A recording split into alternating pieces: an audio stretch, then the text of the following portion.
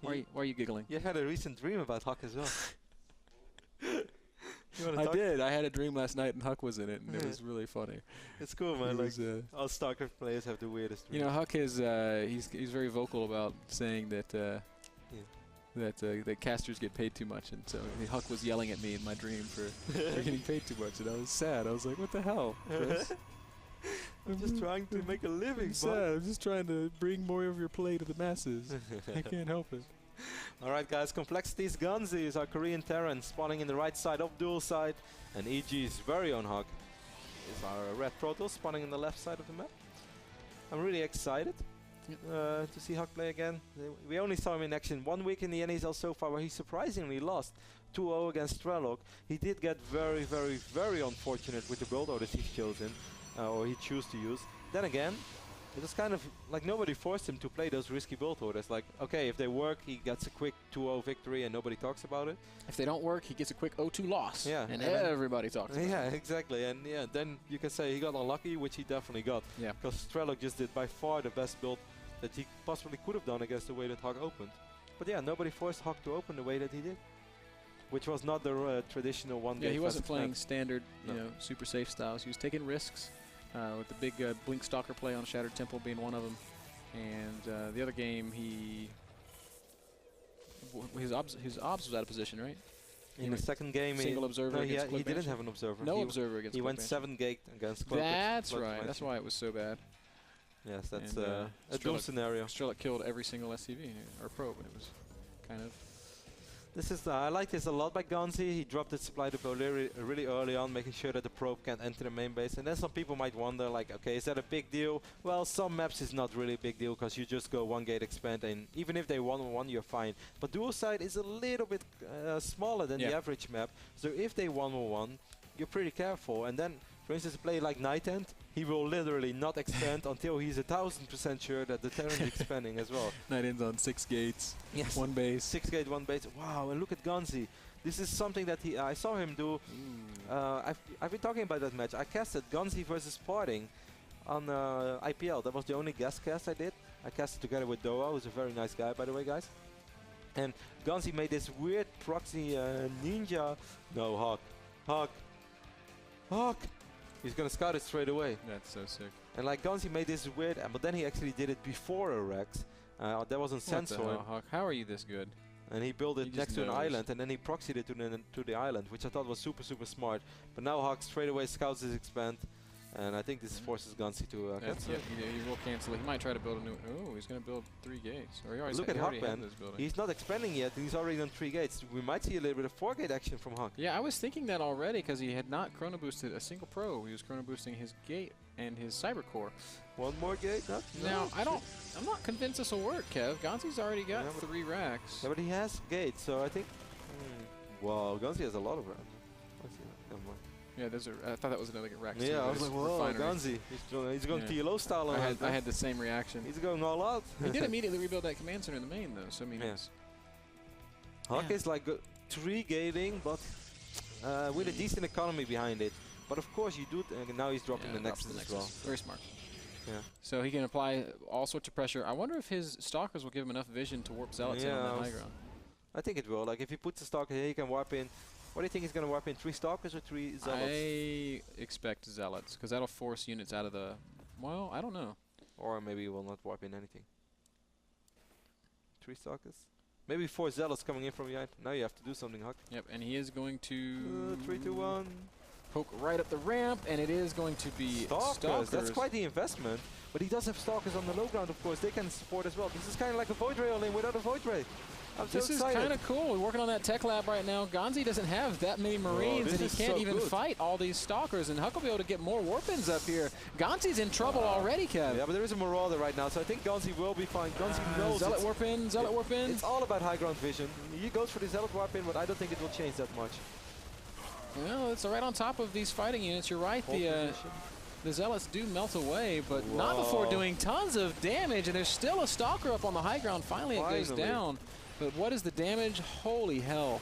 15 workers killed. And he warps in more Zealots, and he knows how much that is going to help as well. HuK might actually win the game here. This is so cute. This is the best word for it. I've never seen anything like this. What a sick little, it's not even an all-in, man. It's just like 3-gate pressure. If it doesn't work, you're not even behind. And he's just ripping through. There's that whole position micro, but the Stalker's on the low ground. The HP on the Stalker. Oh, just now he lost 2 of them. But he had 3 Stalkers so low on HP, man. They were almost bleeding. So GanZi does clean it up. If this is cast, he's got the game in the bag. Yes. No, actually, he doesn't have the orbital yet. Wow, what an opening for HuK.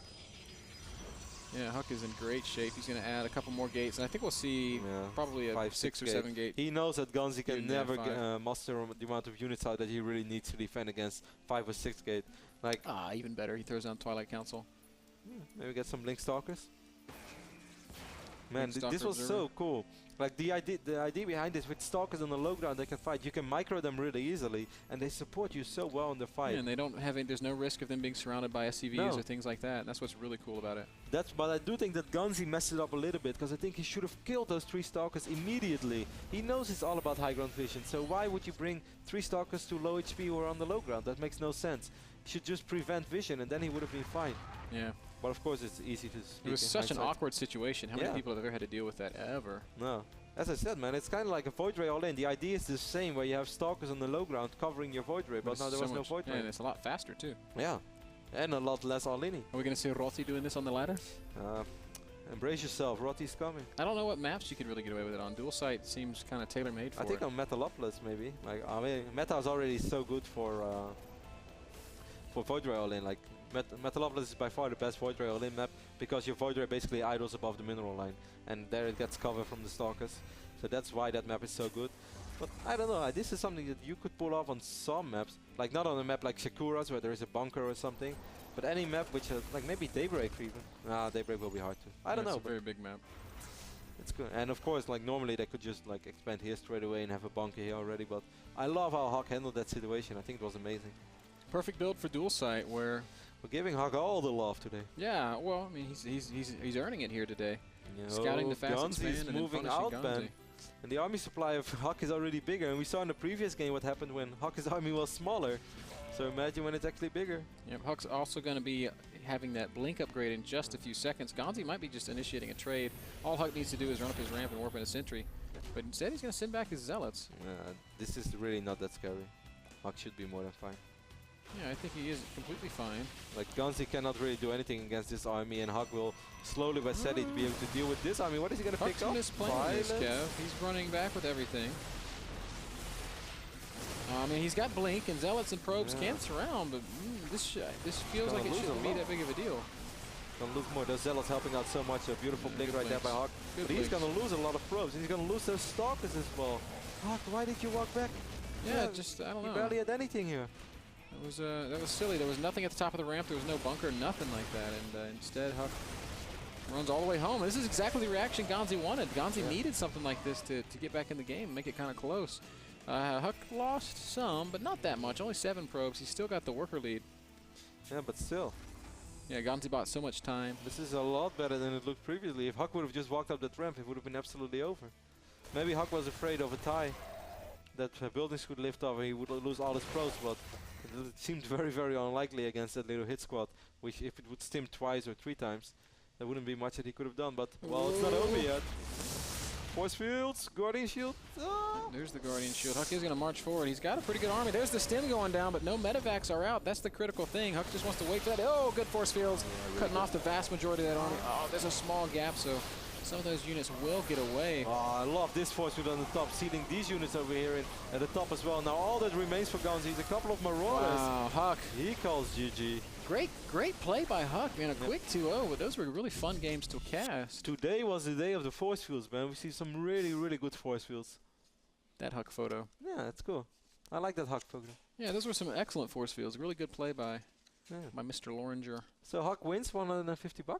Yes, he does. And he is 1-1 in the NASL Season 3 right now. That is also right. Still has his finals dreams alive. I remember HuK was really bummed out after he lost the Season 2 finals. I've really seen him that sad as he was in that moment. Just left the arena? We didn't see him again? He left the arena and he came back like 36 hours later. He's like, I just needed some time alone. Like, I was really disappointed. I was so focused on already the next round. He thought I would beat Hasu.